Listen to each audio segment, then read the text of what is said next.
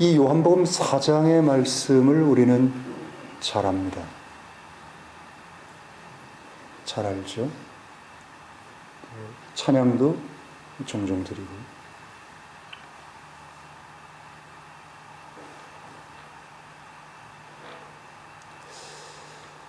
그럼에도 불구하고 이제 안다고 하는데, 그럼에도 불구하고 사마리아 여자와 같은 삶을 우리 일상 속에서 무던히도 이렇게 살아내는 것 같습니다.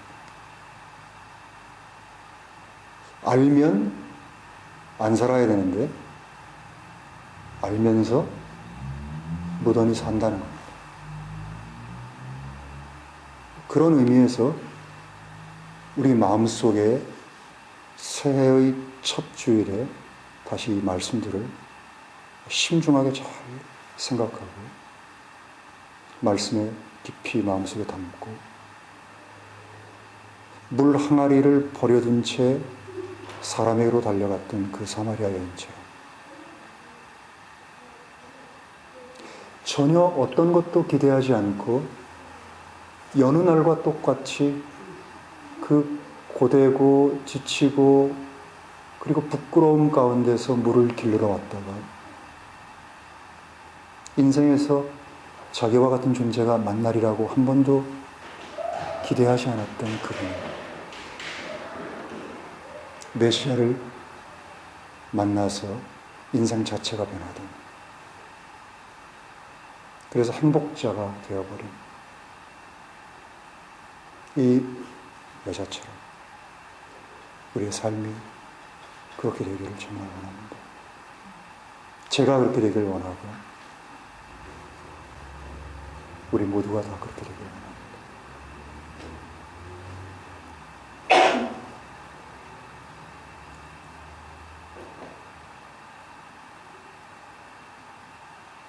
워낙 다룰 게 워낙 많지만 우리가 어쩔 수 없이 한 주간에 한 챕터씩을 그렇게 이제 해야지 되는 부담이 있기 때문에 다루지 못하는 거는 나중에 언젠가 또 기회가 있으면 다루게 될 거고, 또 주님께서 여러분에게 친히 말씀의 빛을 이렇게 비추어 주셔서 새롭게 깨닫고 그 깨달은 알므로 인해서 삶이 이렇게 변화되는 놀라운 역사가 계속 있어야 되겠습니다. 저는 지난주에 이 요한복음 4장을 좀 더 이해해 보기 위해서 걸었습니다. 떼약볕에. 그리고 이제 어제도 걷고요. 물도 안 마셔가면서 한번 걸어보고. 얼마나 이게 고된 건지.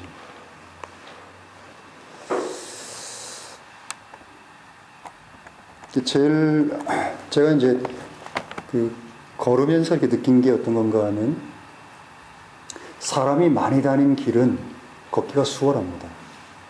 돌도 다 이렇게 치워져 있고, 그리고 해저드가 별로 없습니다. 근데 사람이 잘 다니지 않는 길을 가려면 굉장히 이게 불편합니다.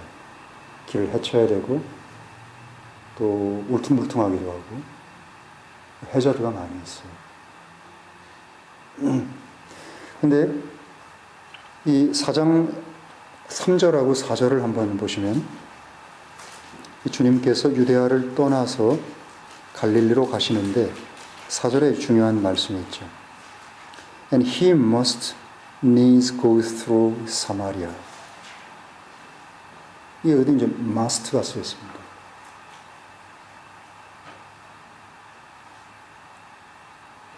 왜 주님께서는 must needs go through Samaria를 하셔야만 했을까? 이게 첫 번째 의문입니다.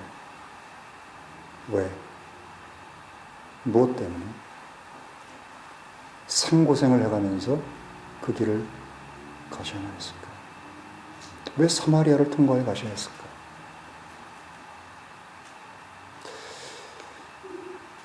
사마리아인들의 역사는 뭐 굳이 설명할 필요가 없을 것 같고, 유다인과 사마리아 사람은 구절에서 말씀하고 있는 것처럼 상종치 않았습니다.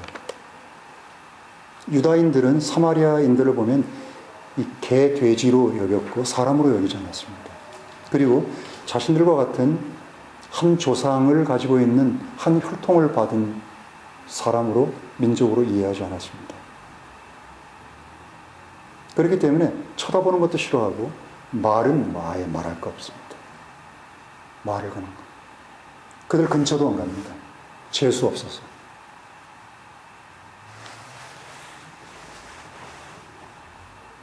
왜 주님께서는 그 길을 걸으셔야 했을까? 또 한 가지는 이제 그랬기 때문에 유다인들이 6월절이든 어떤 페스티벌을 위해서 그 갈릴리에 있거나 그 위쪽에 있는 사람들이 예루살렘 또는 유대아로 여행을 할 때 그들은 여리고를 거쳐서 그 요르단 강을 따라서 이렇게 올라가는 이제 그 내륙 도로를 이용을 했고 수백 년 동안 그 유대아와 사마리아를 통과하는 길은 잡초만 우거지고 황석래터에 이런 것처럼 거의 사람들이 다니는 길이 아니었습니다. 사마리아인들도 유다에 내려올 일이 없고 유대인들이 사마리아는 더더욱 갈 일이 없고 그리고 상인들도 그 안에서는 이제 상거래가 이루어질 수가 없는 겁니다. 그럼 어떻게 됐겠어요? 잡초만 가득한 그런 곳이 되어버린 겁니다. 그런 길을 주님이 걸으셔야만 했던 겁니다. 제가 길을 걸으면서 제가 버스 운전을 많이 하면 근력이 약해지고 다리가 휘청휘청거려요.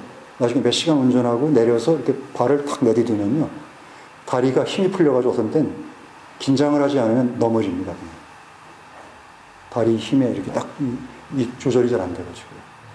그래서 틈만 나면 어쨌든 간에 걷고 또 예전부터 저는 걸으면서 어떻게 하든지 시간을 좀 효과적으로 쓰기 위해서 책을 보는 법을 익혔어요. 빨리 걸으면서도 책을 계속 보면서 걸을 수 있는. 넘어져 본 적이 없습니다. 또 이래서 넘어질래. 이번 주에도 걷다가 또 이러다가 또 개코로 넘어져가지고 교만하면 항상 그러거든요.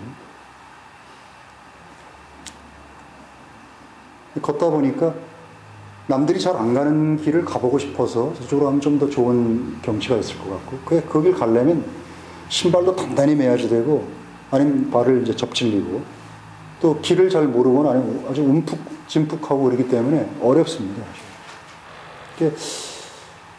지난주 금요일 날 걸으면서 이런 데를 주님이 걸어가셔야 되겠구나 싶은 생각이 이렇게 들었습니다. 또 한 번은 하나는 이제 4장 6절을 보시면 6시가 됐어요. 그러면 여기 6시는 로마 시계로 6시니까 지금 6시입니다. 네, 태양시계 6시. 근데 6절은 뭐라고 표현하는가 하면 예수님께서 여행에 지치신 거로 우물 위에 그대로 앉으시니 때가 6시쯤 되었다. 여러분 주님께서 이 항로를 떠나시면서 몇 시쯤 출발하셨을 것 같습니까? 우리처럼 그냥 아침 한 9시까지 잘 먹고 커피 한 잔 마시고 좀 노닥거리고 좀 꾸물럭 거리다가 이제 천천히 이제 움직이셨을까요? 그러지 않습니다. 주님께서는 워낙 아침에 아주 일찍 일어나시는 겁니다. 항상 새벽 오히려 미명에 그분께서는 일어나서 하나님 앞에 말씀을 듣기 위해서 나아갔고 말씀을 배웠습니다. 이사야서에 그 내용이 잘 설명되어 있죠. 50몇 장에 40몇 장이에요. 이분은 아침 일찍 움직이시는 분입니다. 제 생각엔 한 4시나 벌써 이때 이미 출발하지 않으셨을까 싶습니다. 그 거리가 얼마인지 정확히 모릅니다. 왜냐하면 이 시카르라고 하는 사이카, 영어로는 사이카, 우리 개혁 한글은 수가, 권역은 시카르라고 했죠. 이 시카르라고 불리워지는 이 지역이 어딘지 정확하게 모릅니다. 대략적으로 아마 이 정도 지역일 것이다라고 추측을 하는데, 그렇기 때문에 그 거리가 얼마나 정확히 되는지 모릅니다. 아마 5, 60km까지 되지 않을까. 4, 50km? 5, 60km? 아마 좋게 되는 그런 거리일 겁니다. 옛날 사람들은 지금 사람들보다 훨씬 빨리 잘 걸었습니다. 요즘 사람들은 1시간에 몇 킬로 걷죠? 4.5km? 5km? 빨리? 예. 보통 사람들이 4.5km 걸으니까 좀 빨리 걷는 사람은 아마 5, 6km까지 걸을 거고, 이 당시에 예전 분들은 더 빨리 걸었습니다. 왜냐하면 걷는 것밖에 없었기 때문에 굉장히 걸음을 빨리 걸었거든요. 그러니까 모르죠, 뭐. 한 8km까지 걸었다고 쳐도 얼마나 일찍 출발을 해서 여기 이제 6시에 당도를 했습니다. 중간에 피곤하다, 우리 좀 쉬었다 가자, 어디 그늘집에 이렇게 들려가지고 거기서 참외도 깎아 먹고 뭐도 깎아 먹고 다 이러면서 그렇게 가지 않으셨을 거 분명합니다. 그분은 굉장히 지치셨어요. 최소한도 12시간 이상을 계속 걸으셨기 때문에, 그것도 힘든 길을, 이미 길이 잘 닦인 그런 길이 아니라 사람이 잘 다니지 않아서 왕래가 별로 이제 없기 때문에 불편한 그 길을 12시간 이상을 걸었다고 여러분 한번 생각을 해보십시오. 사람이 되신 이 하나님이 행로에 완전하게 지치셨습니다. 여러분 거의 떡이 될 때까지 걸어보신 적 있죠? 발걸음 한 걸음을 옮기기가 너무너무 힘들었어요. 남자들은 예전에 결혼 같은 거 하고, 예전에 대학 때 보면 군대 이렇게 가고 그러지 않습니까? 그때 훈련 받을 때 보면 발 한 걸음을 나중엔 뛰질 못해서 너무너무 힘들 그런 때가 있지 않습니까? 목마르고 피곤하고, 왜 주님께서는 그 길을 그렇게 오랫동안 지치도록 걸으셔야만 했을까? 무엇이 그분을 그렇게 오랫동안 지치도록 그 힘든 길을 걷게 만들었을까? 이 굉장히 중요합니다. 4장 7절 한번 볼까요? 해답이 나옵니다. 한 사마리아 여자가 물을 기르러 오네. 누가 지금 먼저 도착해 있습니까? 예수께서 먼저 도착해 있습니다. 아니면 at the same time이 됩니다. 근데 정황적으로 봐서는 예수님께서 먼저 도착하셨겠죠? 그분은 너무 몸이 힘들어서 그냥 덜썩 우물 위에 앉으셨다라고 되어 있습니다. 기력이 완전히 쇠하시고, 그런데 그때 한 사마리아 여자가 물동이를 이고 물 항아리를 가지고 왔는지 이고 왔는지 그리고 그곳에 도착했습니다. 주님 바로 이 여자를 만나기 위해서, 이 여자를 만나셔야만 했기 때문에, 이 여자를 보고 싶어서 주님이 그 먼 길을, 그 고생을 마다하지 않고 걸으셨다는 겁니다. 도대체 이 여자가 누구라고요? 어떤 대단한 인물인가 보죠? 언젠간 한번 꼭 만나보고 싶은 그런 놀라운 사람인가요? 도대체 이 여자가 누구길래 주님께서는 이 여자를 만나기 위해서 그 많은 희생과 수고를 아끼지 않으셨을까요?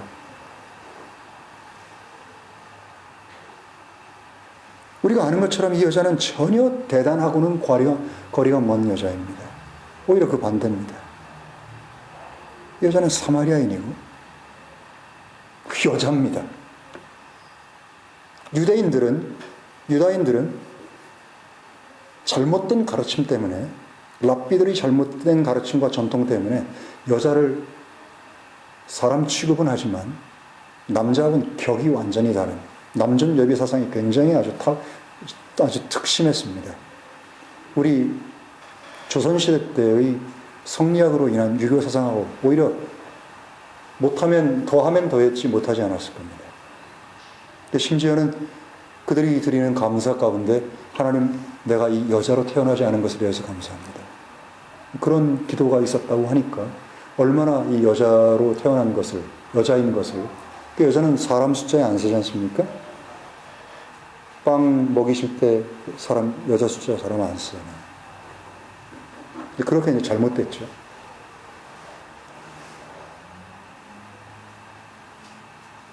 또 한 가지는 이 여자의 행실을 우리들이 압니다. 이 여자가 어떤 여자였습니까? 존경받는 여자였습니까? 그 동네에서? 칭송받는 여자였습니까? 어떤 무슨 연료문을 세워줘가지고 그녀를 기리는 그런 여자였습니까? 아니었습니다. 이 여자는 비난과 정죄와 조소와 조롱과 천대를 받는 그 행실 자체가 부도덕한 여자였습니다. 여러분, 어떻게 보면 인간 가운데서 거의 최하류에 해당되는 이 여자를 만나기 위해서 영광스러운 사람이 되신 하나님이 이 여자를 만나기 위해서 그 먼 고생과 그 먼 길을 목마르고 줄인 상태에서 오셨는지 아십니까? 여러분, 이 사건을 읽음으로써 마음속에 아마 큰 감동이 일어날 겁니다. 어떤 여자인데 이 여자를 만나기 위해서 그 고생을, 그 수고를 아끼지 않으셨단 말입니다. 이것을 통해서 하나님께서 이 여자를 찾아오시는 것을 그 수고를 마다하지 않으셨다면 나를 찾아오시는 것 역시 마다하지 않으실 것이라는 우리는 확신을 갖게 됩니다. 이 여자를 찾으셨다면 나도 그분은 찾으실 것이다. 우리 주님께는 하찮은 존재가 단 하나도 없습니다. 사람 눈에는 하찮은 존재가 참 많습니다. 사람은 자기의 기준으로 사람을 판단하기 때문에 참 하찮게 여기는 그런 경우들이 왕왕 있죠. 마태복음 16장 26절에 보면 한 생명이 천하보다 귀한 것을 우리가 알 수 있습니다. 하나님은 온 우주 만물을 한 사람을 우주 만물과 바꾸지 않으십니다. 왜냐하면 사람이 그만큼 소중하고 귀하기 때문입니다.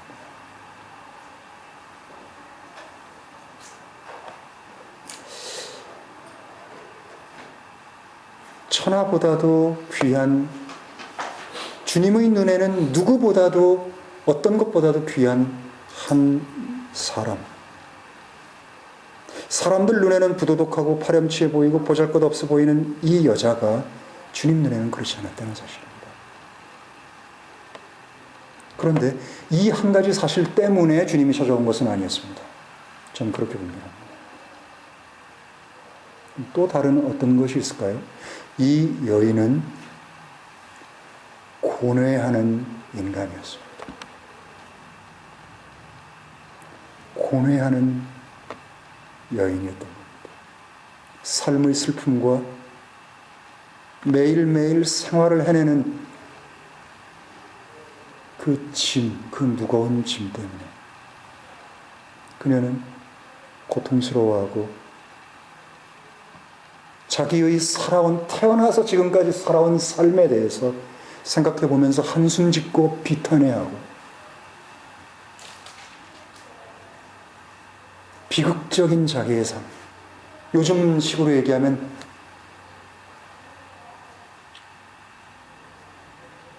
복도 지지리도 없는, 무슨 드라마나 이런 데 보면 막 가슴을 치면서 그러잖아. 아이고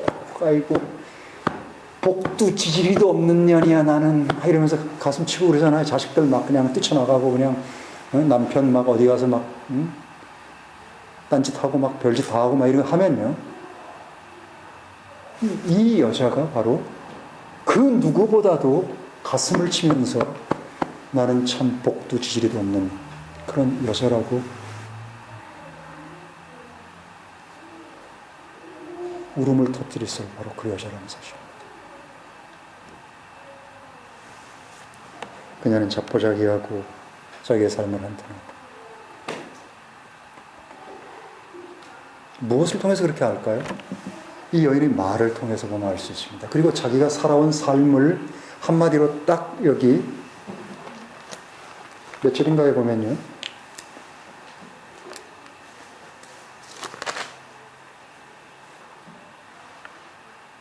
16절을 17절을 한번 보시면 여자가 대답하여 말씀드리되 제게는 남편이 없나이다. 예수님께서 말씀하시되 내가 남편이 없다고 한 말이 옳도다.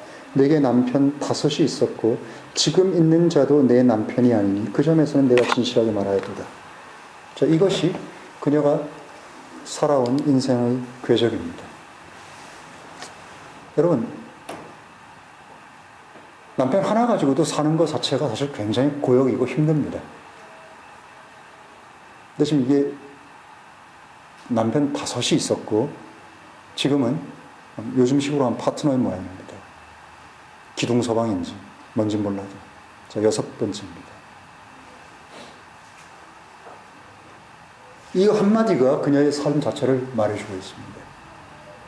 여러분, 우리가 하나님의 말씀을 읽을 때 그냥 그 드러나는 상황으로만 이해하지 말고 이것이 영적 의미가 도대체 무엇인지를 잘 생각해 봐야 됩니다. 저는 영예를 하라는 게 아니라 영적 의미가 무엇인지를 잘 생각해 봐야 됩니다. 남자하고 달리 여자는 하나님의 창조로부터 아마 그런 것 같습니다. 이렇게 수없이 많은 남자를 만났다. 남자는 여자하고 달리요, 성욕 때문에 남자를 찾아서 결혼하지 않습니다. 남자는 성욕 때문에 결혼을 하지만 전부는 아니어도 여자는 그렇지가 않습니다. 물론 통계상에 일탈되는 그런 부분들은 제외로 하고요. 제너럴 하는 거예요. 그것이 하나님의 창조 어떤 질서 같습니다. 그럼 여기 5명의 남편과 지금의 이 남자, 이게 뭘 의미하겠습니까? 왜 도대체 이렇게 결혼을 많이 했을까요? 그것이 무엇이 도대체 그녀로 하여금 그렇게 실패, 또 실패, 또 실패, 실패를 거듭 반복하면서도 마지막 지금 이 순간에는 남편도 아닌 다른 남자하고 같이 사는 이것이 무엇 때문에 도대체 이렇게 했을까요?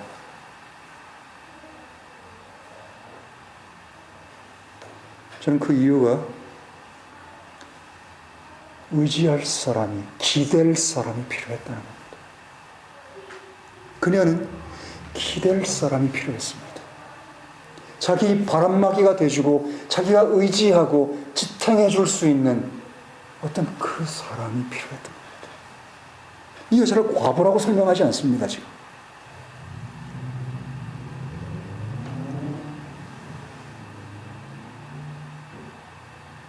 자기 몸을 의탁할 그런 대상을 찾았던 겁니다.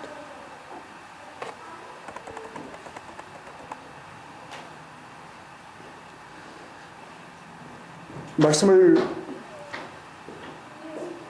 교제하는 분들 가운데 이 여자의 삶 자체에 대해서 아주 시니컬하게 이렇게 말씀을 가르치는 분들이 가끔씩 있습니다. 그래서 저는 이 여자의 삶이 얼마나 치열했을 것인가 생각하게 됩니다. 나이가 먹을수록요, 이 여자가 얼마나 치열한 삶을 살았어야 했고, 얼마나 가슴에 깊은 한과 응어리를 갖춘 채 비탄 속에서 사람의 조롱과 그 눈초리, 결국 그래도요, 그것보다는 의지할 수 있는 남편이 또 하나가 필요했던 겁니다.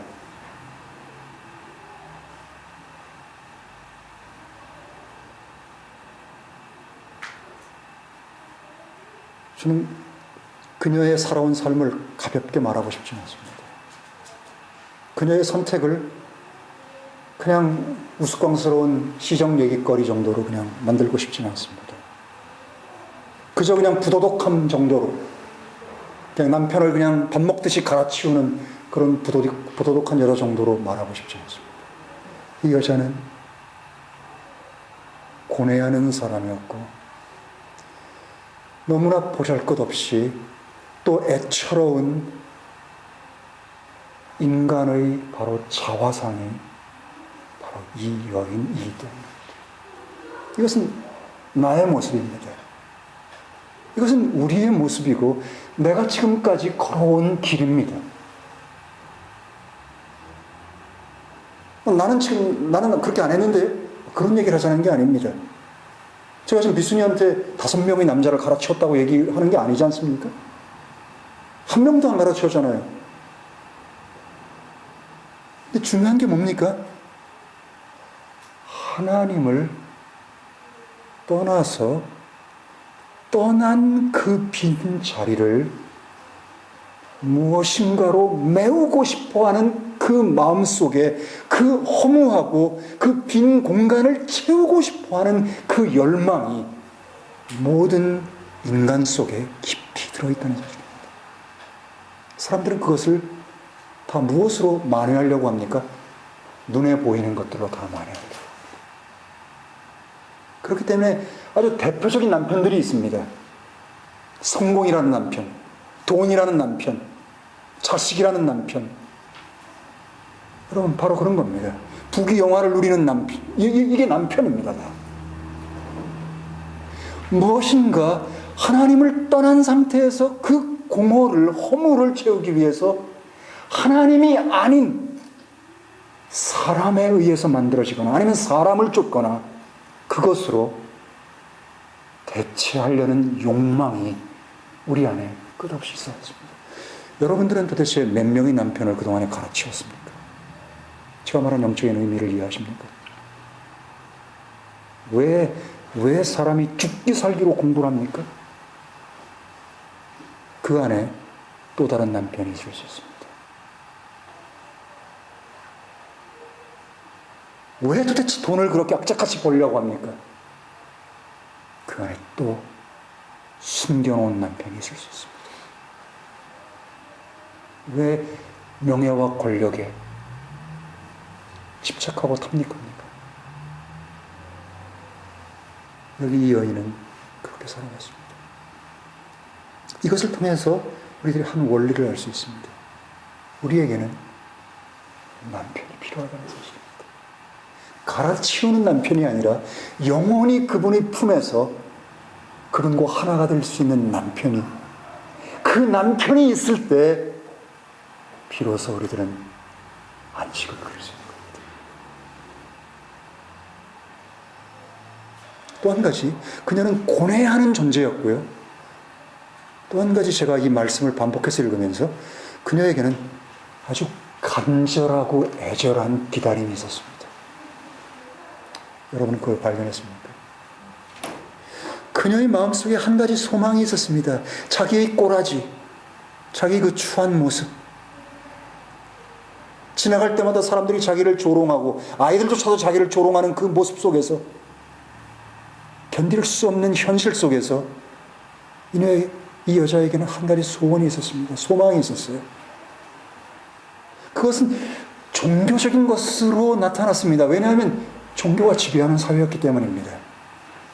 그러나 종교의 지배 가운데서도 그녀는 어떤 순수한 마음속에 순수하게 기다리는 어떤 것이 있었습니다. 그 존재가 오면, 그 존재를 만나면 인생의 문제를 해결받을 수 있을 것이라는 그 간절한 바람이 있었습니다. 뭐가 있었을까요?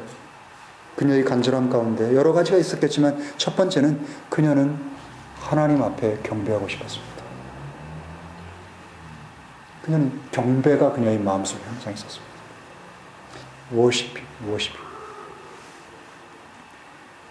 워십이 뭐냐고 얘기를 하면 우리들은 아마 요즘 시대의 신학적인 어떤 개념으로 뭔 얘기를 할 겁니다.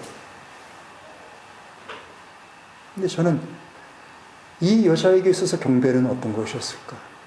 이 여자에게 경배는 도대체 어떤 형태가 경배였을까를 생각해 봤습니다. 그리고 그것이 가장 아름답게 하나님께서 받으실 만한 경배일까를 생각해 봤습니다. 손을 들고 눈을 지그시 감고 막 감정을 막 집어넣어가지고 막 눈물을 흘리면서 뭐 아니면 매주 드리는 만찬 때처럼 그만하죠.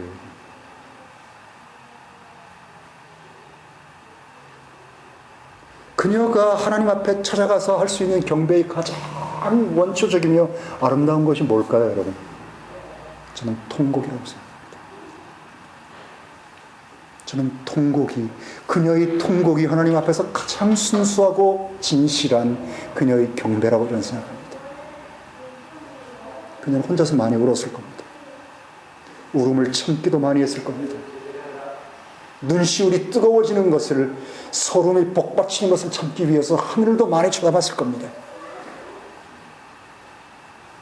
그러나 그러한 그녀의 상황 가운데서도 가장 진실되게 그녀가 하나님 앞에서 경배를 드렸다면 그것은 마음껏 그분 앞에서 통곡하는 것이었을 겁니다. 여러분, 한 죄인, 시몬의 집에 예수님께서 초대받아 갔을 때 한 죄인, 창녀, 눈물로 발을 씻고 머리칼로 발을 닦는 기억하시죠? 그것보다 아름다운 예배가 있습니까? 경배가. 하나님 앞에서 인간의 그 결연한 절대적인 연약과 완악 때문에, 추악 때문에, 하나님 앞에서 그 존재의 가벼움 때문에 하나님 앞에서 말없이 한없이 말도 못하고 통곡만 하는 그것보다 더 진실된 워십이 여러분이 있겠습니까? 있겠죠, 물론.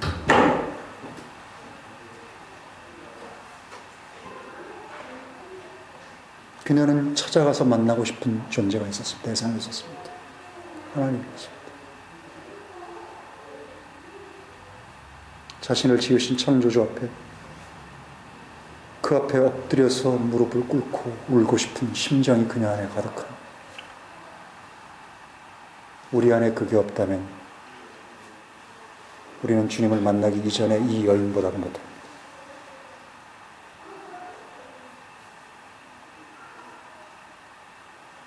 뭐라고 말했을까요? 마음껏 울다가 이제 지쳐가지고 그러면 뭔가 말을 시작할 거 아닙니까? 뭐라고 과연 말했을까요?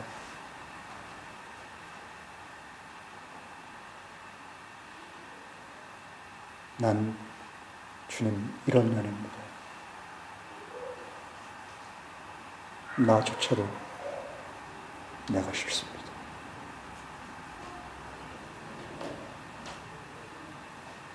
나는 나를 바꿀 수가 있습니다. 나를 바꿔주십시오.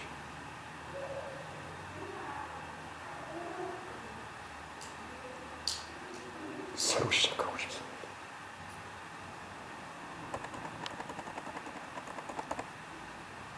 그리고 한 가지가 더 있다면 메시아를 막연하게 기다렸습니다. 메시아가 그녀의 호프였습니다. 메시아 그분이 오면 모든 것을 말씀하실 것입니다.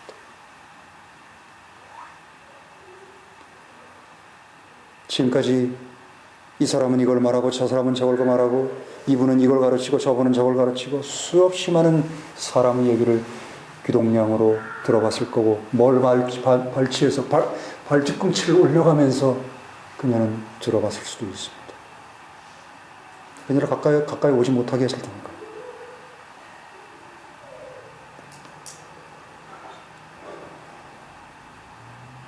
그러나 그분께서 The Christ가 오시면 모든 것을, 내가 갖고 있던 의문, 모든 궁금함, 나의 어두움, 나의 거짓, 이것을 낱낱이 말씀하시리라고 그냥 갈망하고 있습니다. 왜 주님께서 그 험한 길을, 그 오랜 세월을 먹지도 마시지도 못하면서 그 오랫동안 걸으셔야 했습니까? 이 여인을 만나기 위해서요. 단순히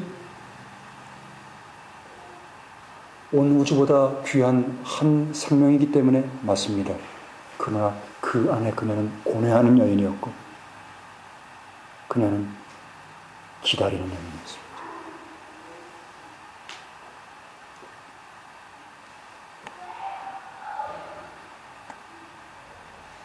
이 여자를 하나님은 알고 계셨다는 사실입니다. 성경엔 그렇기 때문에요. 잘 나가고 세상에서 잘 나가고 부자고 성공하고 출세한 사람은 발을 디딜 틈이 없습니다. 성경은요. 성경은 못나고 추악하고 완악하고 사악하고 이런 사람들의 것입니다. 그들만 자기 안에 있는 이 무질서와 자기 안에 있는 스스로 이겨낼 수 없는 자기 안의 어떤 이 죄의 세력 때문에 고통스러워하는, 그래서 자신이 얼마나 한없이 추악하고 그런 존재인지를 아는 사람, 그 사람들은 하나님 앞에서 빛나는 겁니다. 성공하고 돈 많고 잘나고 빽 있고 그들은 하나님 찾지 않습니다. 이 여인을 하나님은 알고 계셨습니다. 자기가 얼마나 비루한지, 얼마나 연약한지, 얼마나 완악한지, 자기 안에 있는 이 남을 저주하는 이 악한 이 심보, 자기의 온 걸어온 인생을 불평하는 이 마음, 그녀가 어머니 왜 날 낳으셨냐요? 라고 하는 우리 이용복의 노래가 있지만 그 노래를 안 해봤겠습니까, 여러분? 왜 나를 낳으셨냐고.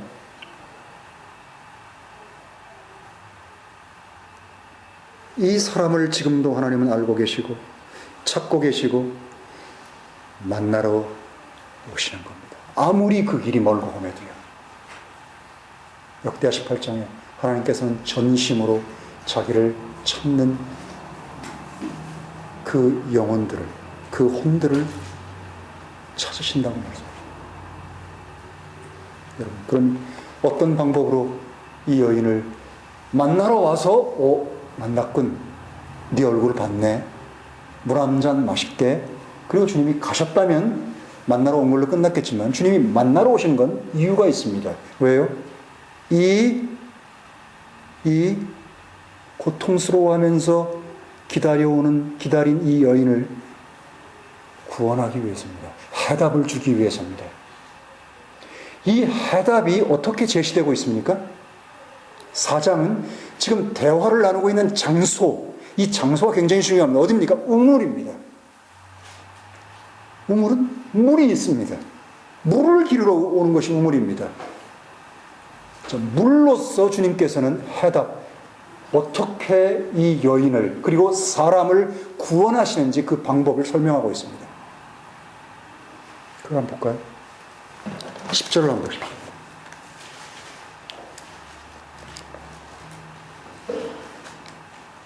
예수님께서 대답하여 말씀하시되 만일 내가 하나님의 선물과 또 내게 마실 물을 좀 달라 하는 이가 누구인 줄 알았더라면 내가 그에게 구하였을 것이요 그가 내게 생수를 주었으리라.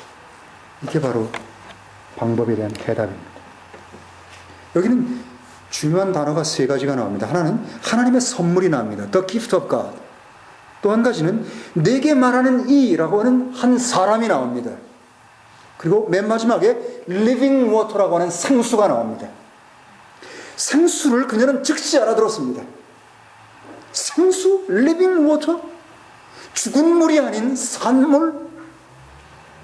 그래서 매일매일 하루도 쉬지 않고 마시지 않으면 죽는, 마셔도 그 갈증이 사라지지 않는, 아무리 먹어도 싸고 나면 또다시 마셔야 되는 이 기가를, 이 갈증을 채울 수 있는 생명의 살아있는 물이 있다는 말을 듣고 그녀는 그 물에 집중했던 것입니다. 이것이 하나님의 방법입니다. 여러분, 사람은 물로 구성되어 있다고 말하지요. 사람 몸의 근 70%가 물로 구성되어 있다고 안 합니까? 첫 창조가 물에서부터 나왔습니다. 우리 첫사람이, 첫 번째 육의 출생이 물로 태어났습니다. 어머니 양수 속에서 태어났습니다. 물은 사람과 뗄래야 뗄 수가 없습니다. 물을 안 마시면 사람은 죽습니다. 예수님도 물을 안 마시면 죽습니다. 오늘 우리는 물을 마시고 내일 우리는 또 물을 마셔야 됩니다. 물론 며칠은 안 마실 수 있겠습니다만 일반적인 걸 얘기하는 거예요. 자, 이 물을 통해서 말씀을 하고 있습니다. 13절, 아주 굉장히 중요한 말씀이죠. 13절. 누구든지 이 물을 마시는 자는 다시 목마르려니와 누구든지 내가 주는 물을 마시는 자는 결코 목마르지 아니하리니 내가 주는 물은 그 사람 속에서 영존하는 생명에 들어가도록 솟아나는 샘물이 되리라. 여러분, 이 물을 맛본 적이 있습니까? 이 물을 마셨습니까? 이 물을 벌컥벌컥 마신 적이 있습니까? 이 물이 내게 선물로 온 적이 있습니까? 이 물이 어떤 물인지 아십니까? 그래서 이 물을 마셔본 사람과 마셔본 사람은 주님께서 말씀하시는 것처럼 다시 목마르지 않는다고 말씀하십니다. 진짜입니까? 예, 진짜입니다. 누가 알아요? 마셔본 사람. 인천 앞바다에 사이다가 많다 해도 껍부 없이는 못 먹어. 여러분, 마셔보지 않은 사람은 모릅니다. 주님은 이 물을 주기 원하십니다. 우리의 몸은 물로 이루어져 있고 물을 먹지 않으면 안 되지만 우리는 몸만 가지고 있는 존재가 아닙니다. 우리는 바디만이 아니라 우리는 스피리트를 가지고 있습니다. 이 스피리트 역시 물을 마시지 않으면 안 된다는 겁니다. 이 스피리트가 마시는 물은 리빙 워터입니다. 이 물은 하나님이 주시는 선물입니다. 저는 이 생수를 선물로 받았고 그것을 마셨고 맛봤고 그리고 나서 다시는 목마르지 않는 그것들을 경험하면서도 저는 오늘도 물을 마시고 전 내일도 물을 마십니다. 왜요? 제 육체는 물을 요구하기 때문입니다.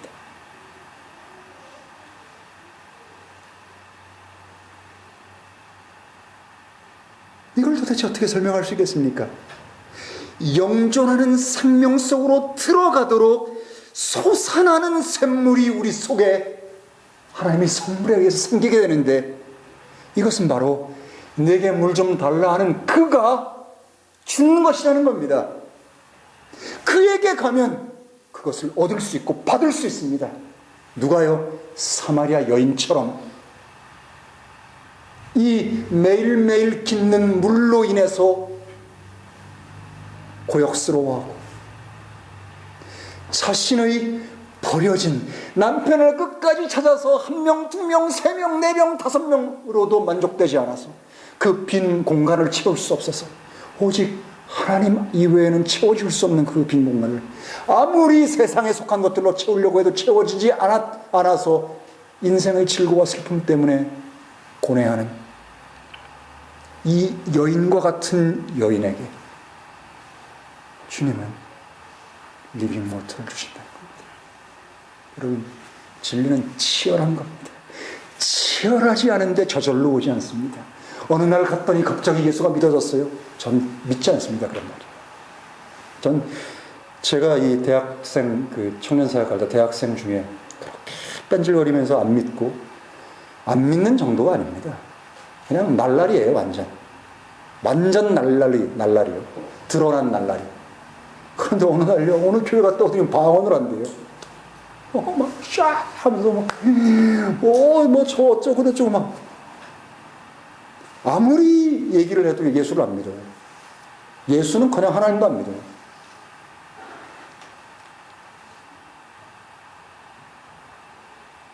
도대체 황당무계한 일들이 하나둘이 아닙니다. 황당무계한 일들.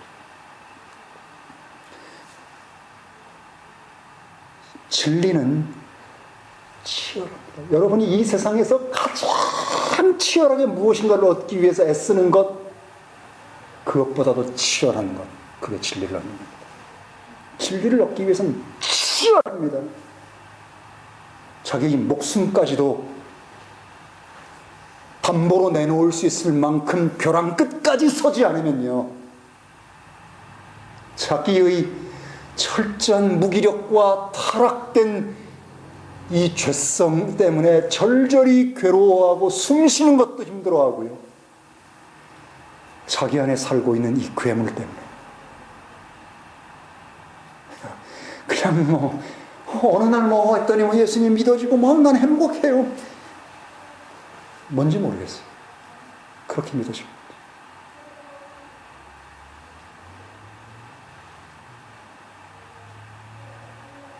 그렇기 때문에 기독교 밖에 있는 사람들이 기독교인을 그렇게 조롱하는 겁니다.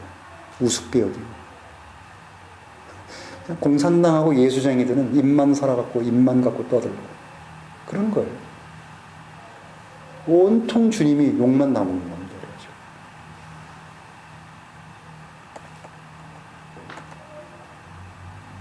여러분, 이 영존하는 생명 속으로 들어가도록 솟아나는 샘물을 마셔봤어요. 가져봤어요.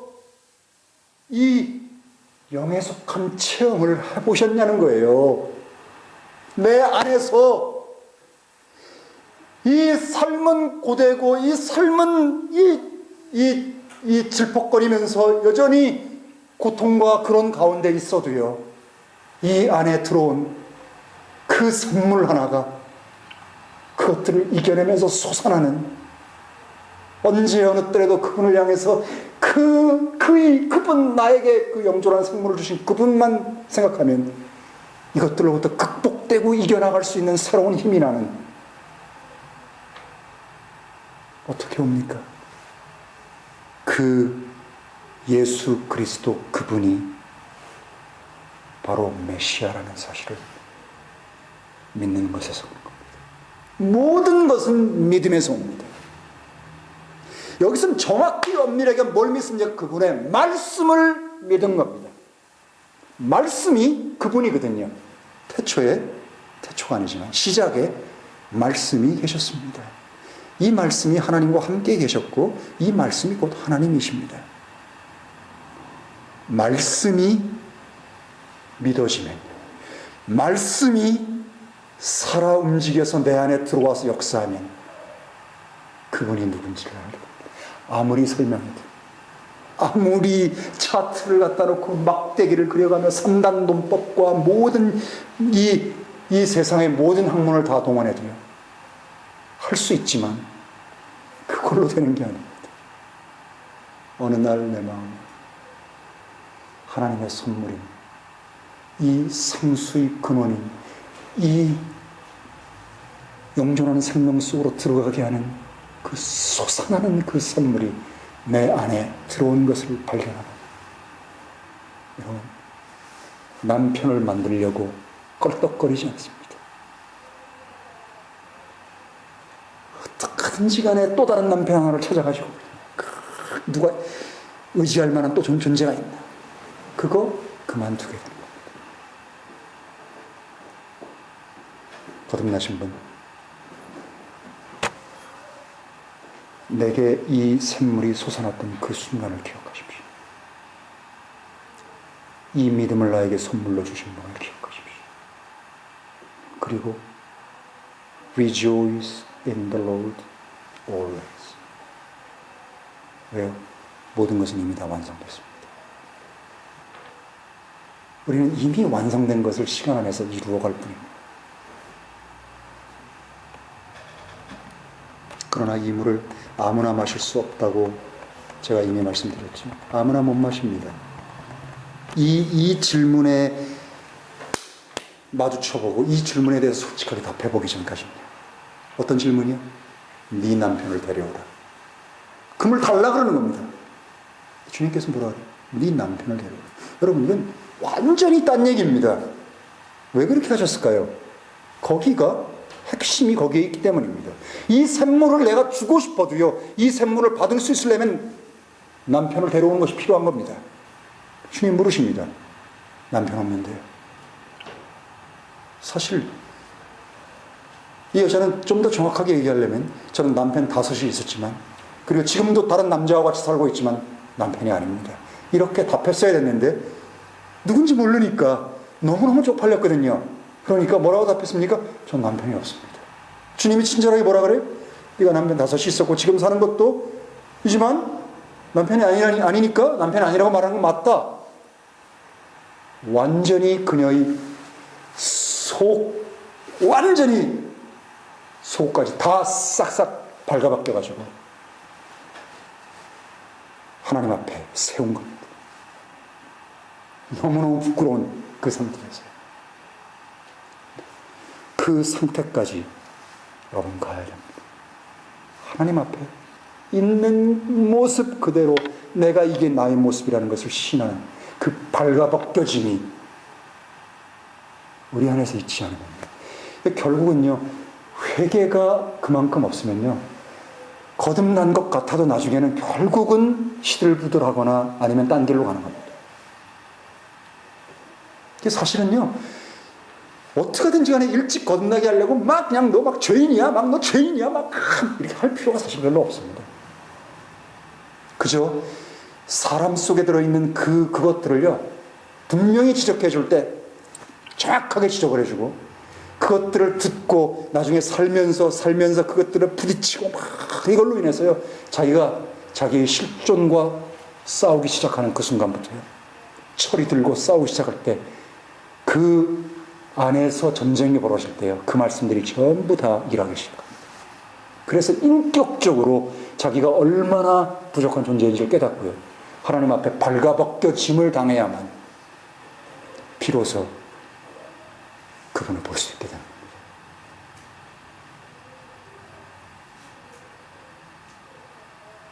주님은 6장에서도 자기를 가리켜서 내가 하늘로 내려온 빵이다라고 설명했습니다.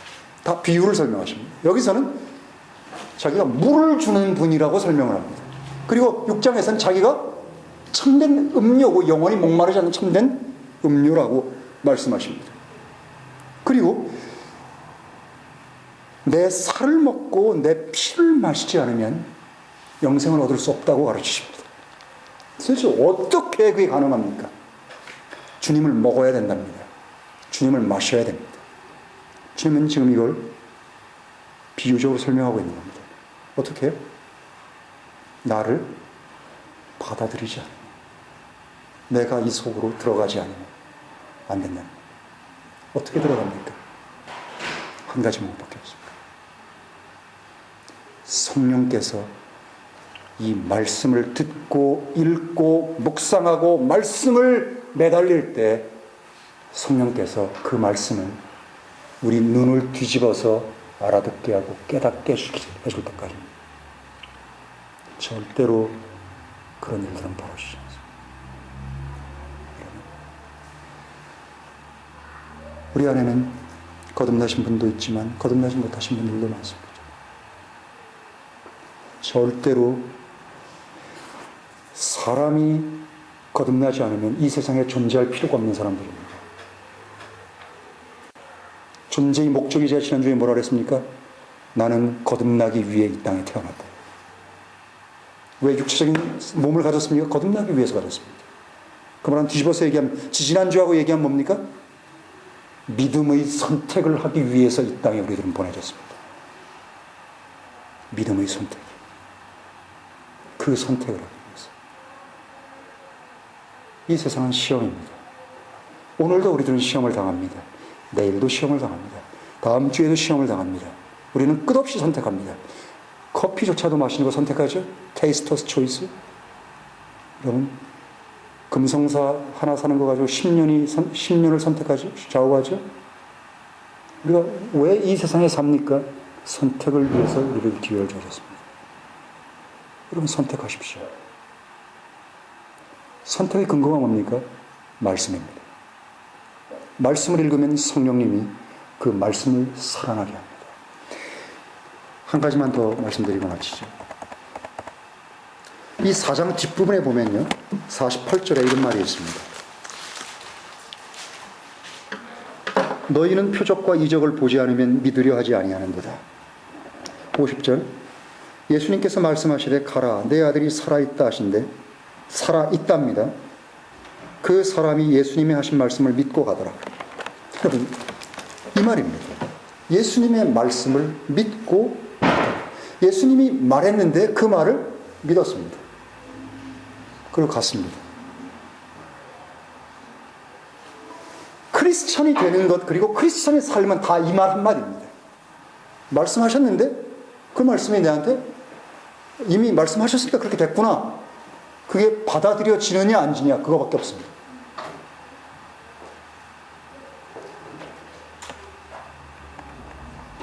사마리아인들은 42절에 이제 우리가 믿은 것은 내 말로 인함이 아니니 이는 우리가 직접 듣고 그분이 과연 세상의 구주이신 그 그리스도이심을 알미라.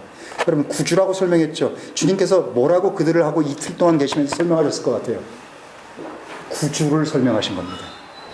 그리고 메시아를 설명하신 거예요. 구주를 설명하셨던 게 뭐예요? 너희를 죄로부터 건져내서 구원할 구원자가 바로 나고, 이 구원자가 어떠한 죽음으로 너희들의 죄를 대신 갚는지를 그들의 희생을 통해서 그분은 당연히 설명하셨을 겁니다. 그리고 창세로부터 신비 안에 감춰져 있던 어린 여자의 시부터 시작해서 그것들을 설명하셨습니다. 메시아, 곧 그 그리스도가. 그때 그들이 믿게 됐습니다. 그러자 그들이 뭐라 합니까?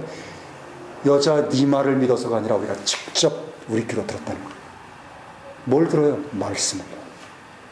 여러분, 말씀을 들을 때, 말씀을 읽을 때 내 안에 변화가 찾아옵니다. 말씀을 펼치십시오. 말씀과 죽기 살기의 사상결단을 하십시오. 시편 107편을 보십시오. 하나님이 사람을 위경해서 죽어가는 사람 가운데서 던지실 때 어떻게 하는지 보십시오. 말씀을 보내서 그 위경에서 그를 구해내신다고 하십니다. 왜 말씀이 우리를 그렇게 건져냅니까? 요한복음 6장 63절에 뭐라 그러시죠? 살리는 것은 영이요 살리는 것은 영이니 육은 무익하니라. 내가 내게 이르는 말이 영이요 생명이니라. 여러분, 이 말 이해하세요? 말씀이, 문자로 적혀져 있는 이 말씀이 영이며 생명이고 대언의 영이라는 사실입니다. 이 말씀을 이해하실 수 있으시길. 내가 너희에게 이른 말이 곧 영이요 생명이다. 주님이 우리를 더 많은 축복 가운데로 인도해 주시기를 바랍니다.